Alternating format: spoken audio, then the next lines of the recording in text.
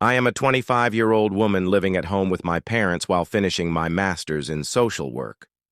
Growing up, my family was always close despite the usual arguments between siblings. My parents, David and Linda, taught us to look out for each other and support one another no matter what. They have always encouraged me, my older brother Jake, and my younger sister Mia to follow our dreams.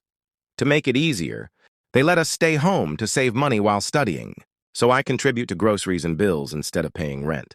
Jake is 28 and moved back in last year, after losing his marketing job, when his company laid off workers. Living at home again after working in the city was tough for him, but our parents welcomed him back so he could focus on finding a new job. Mia, who is 21, is attending community college while living at home. She has always been the artistic one in the family, unlike Jake and me, who chose more traditional careers. Mia is following her passion for photography, though our parents sometimes worry about her future. 2 months ago, my cousin Alex, who is 23, came to stay with us. He is my mom's nephew, and we spent a lot of time together growing up. Alex was always funny and full of energy, but his life has not been easy. His parents divorced when he was in high school, and he took it badly.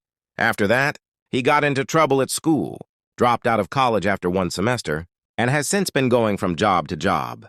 When Alex showed up at our door, he looked tired and defeated. He said his girlfriend Sarah had broken up with him and kicked him out of their apartment. He had nowhere to go and felt too ashamed to stay with his mom. My parents, being kind and understanding, let him stay in our guest room. At first, Alex seemed thankful.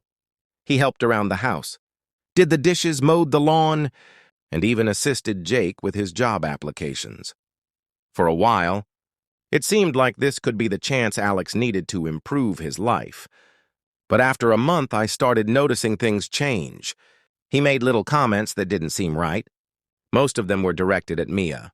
At first, I thought he was just joking, but it soon felt like more than that. He made fun of her clothes, saying things like, "Isn't that skirt a bit short for dinner with your family?"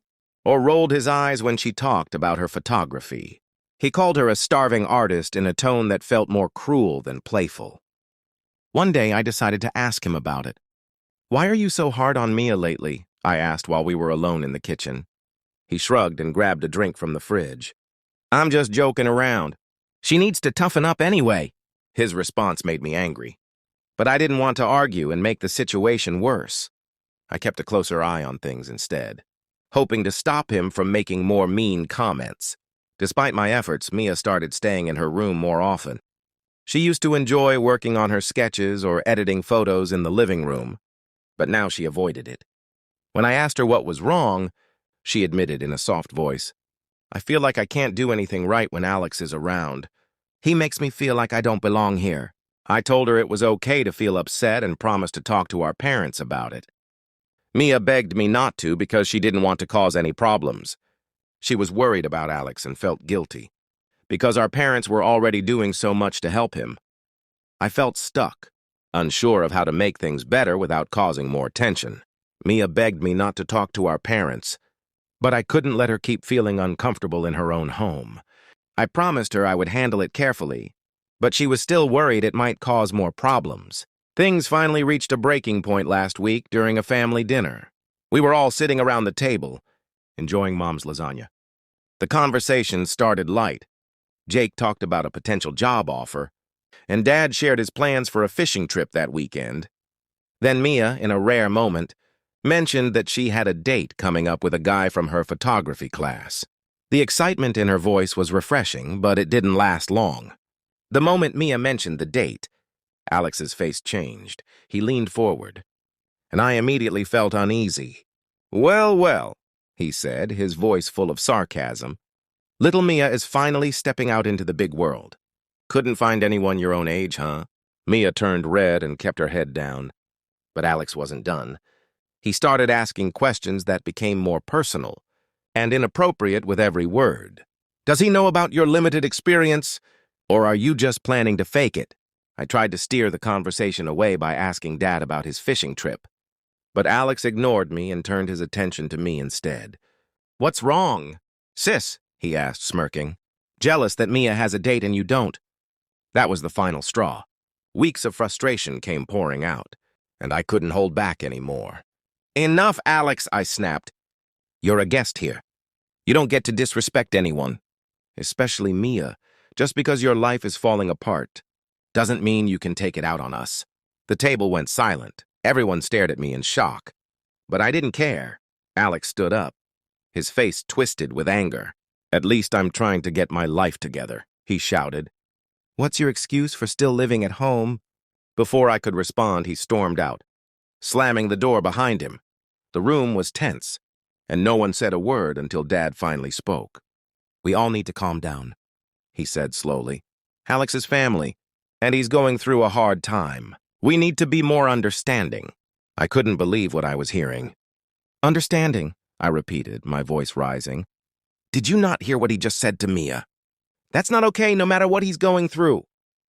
Mom tried to ease the situation, suggesting that we take a break and talk later when everyone was calmer. But the damage was done.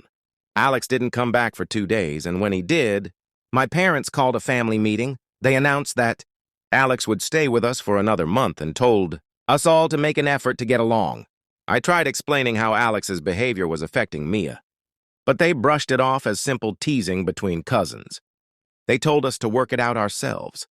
Since then, things have been unbearable. Alex barely speaks to me, but when he does, it's with a cold glare. Mia spends all her time in her room, avoiding everyone. Jake has stayed out of it entirely, claiming it's not his problem. I feel like I'm the only one standing up for Mia. But I'm starting to wonder if I made things worse by confronting Alex. Should I have handled it differently? I don't know what to do. I'm questioning my parents, my actions, and even our family as a whole. I feel lost. The tension in the house kept growing. Alex's behavior wasn't just the same, it was worse. He became more subtle, finding ways to insult Mia without making it obvious. His words might have sounded harmless to anyone else, but I could see the effect they had on her. Last weekend, Mia had her date. She was so nervous leading up to it, trying on different outfits and worrying about every little thing. I tried to help, picking out clothes with her and encouraging her. When she finally left, I felt proud of her for stepping out of her comfort zone. That night, Mia came home looking happy but tired. She barely made it through the door before Alex, who was lounging on the couch watching a game, noticed her. He muted the TV and sat up, his grin making me feel uneasy. Well, he said with a smirk. "Looks like someone's doing the walk of shame." Mia tried to ignore him, mumbling goodnight as she headed for the stairs. But Alex wasn't about to let her go so easily. "Come on, Mia," he said. "How did it go? Did you make it to second base? Or was it another strikeout?" I was in the kitchen cleaning up, but I could hear everything. I rushed into the living room just as Mia froze, her face red with embarrassment. "That's enough." "Alex," I said, my voice firm. "She doesn't owe you an explanation about anything." Alex leaned back, still smirking. "Relax. I'm just looking out for her. You know how guys can be. Someone has to make sure she's not being taken advantage of." He turned back to Mia, his tone becoming condescending. "But I guess beggars can't be choosers, huh?" That was when Mia finally snapped.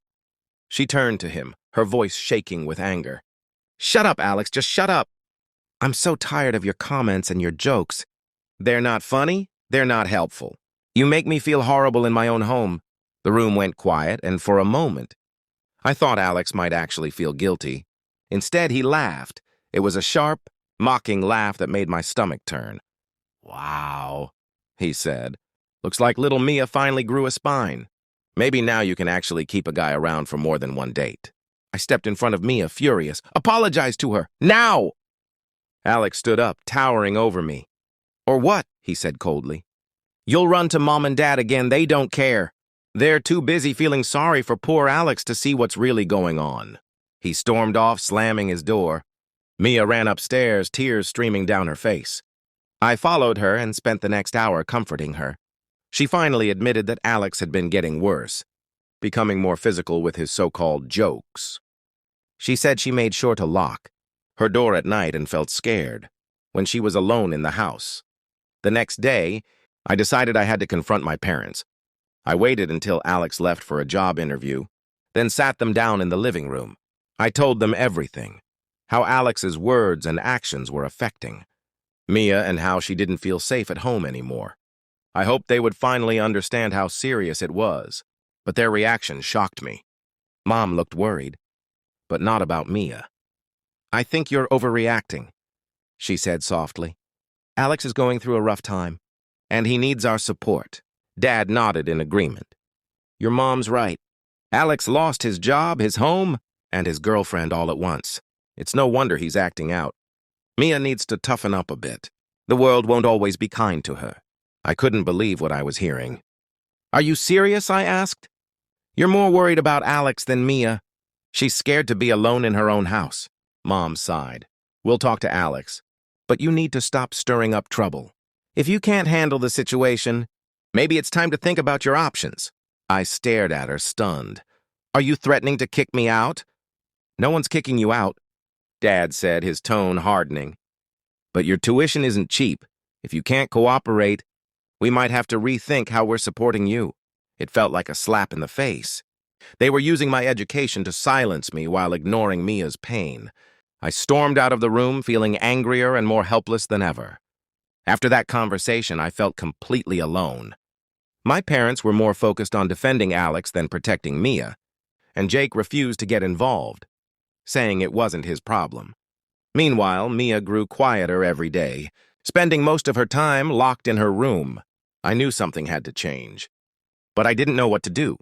Desperate for a solution, I decided to take a drastic step. I borrowed a hidden camera from a friend, telling her it was for a school project.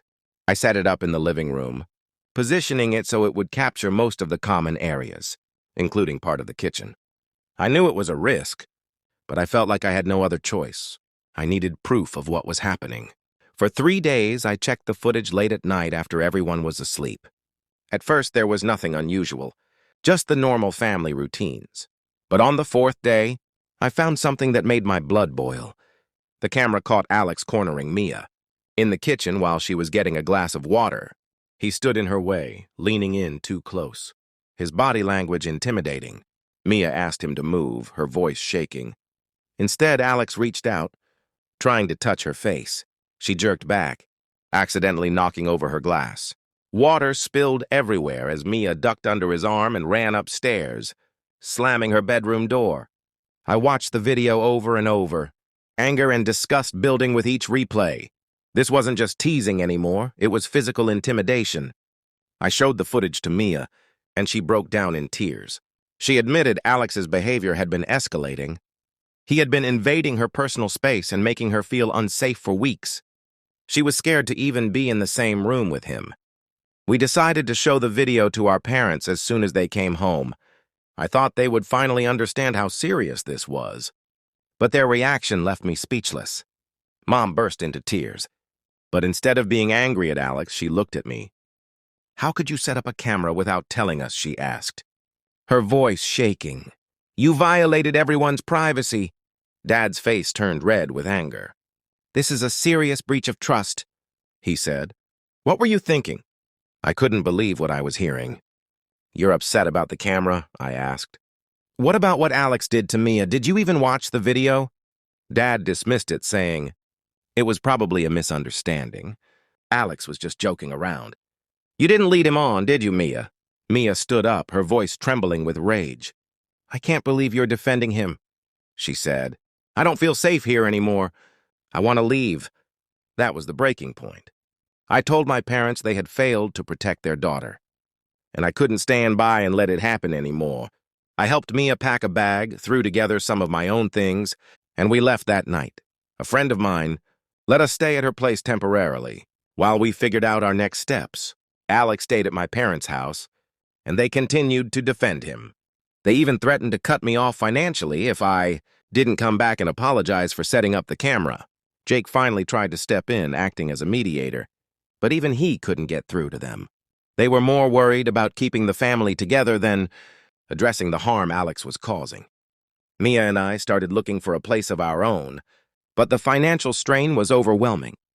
I also considered going to the police with the footage, but I worried about how it would affect Mia. She already felt guilty for causing so much trouble in the family, even though none of this was her fault. I felt trapped. I wanted to protect Mia, but I had no idea how to do it without losing everything. It has been a month since that night, and so much has changed. After talking it over with Mia and reaching out to a domestic violence hotline for advice, we decided to report Alex to the police. It was a hard choice, but we knew it was the only way to ensure our safety and stop Alex from potentially hurting others in the future. The process was intimidating, but the officers we spoke to were patient and understanding. We showed them the video footage and explained everything that had been happening. They told us that while much of Alex's behavior could be considered harassment, the footage of him cornering Mia in the kitchen crossed a line. They launched an investigation and assured us they would take the matter seriously. As part of the investigation, the police spoke to our parents and Jake. That was the moment everything shifted. Mom called me afterward crying and apologized for not believing us earlier. She begged us to come home, saying she hadn't realized how bad things were. Dad was quieter, but Jake later told me he seemed shaken by the police involvement. We also informed Alex's mom, our aunt, about what was happening. Her reaction surprised me. Instead of defending Alex, she broke down and admitted that this wasn't the first time he had acted this way. She told us about incidents from Alex's past, in high school and college, that the family had brushed under the rug, hoping he would change. She was heartbroken and ashamed that she hadn't done more to address his behavior. As a result of the investigation, Alex is now facing charges for harassment and attempted assault. He has been ordered to stay away from Mia and me, and he is no longer living at our parents' house. I heard he is staying with a friend and has been required to attend counseling as part of the legal process. Our family is still healing. Mom has been calling every day to check on us, offering to pay for therapy for Mia. Dad is trying to come to terms with everything, and even helped us move the rest of our belongings out of the house. He has been respectful of our need for space, which I appreciate. Jake has stepped up in ways I never expected, helping to mediate and explaining our side of the story to our parents. He admitted he wishes he had taken the situation more seriously from the start. Mia and I have moved into a small apartment together. It isn't much, but it's safe, and it's ours. I picked up a part-time job at a community center to help with expenses, and Mia has started doing freelance photography. It's a lot to juggle between work, school, and our new life, but we are managing. I explained the situation to my graduate advisor, who was incredibly understanding. They worked with me to create a more flexible schedule, though it might mean extending my program by a semester. I am determined to finish my degree no matter what. We are taking things one step at a time, focusing on healing and rebuilding. There are moments when everything feels overwhelming, but I know we made the right decision by standing up for ourselves. If there's one thing I've learned through all this, it's to trust my instincts and seek help when needed. No one deserves to feel unsafe in their own home. To anyone going through something similar, please don't be afraid to reach out for help. You're not alone, and there are people who will stand by you.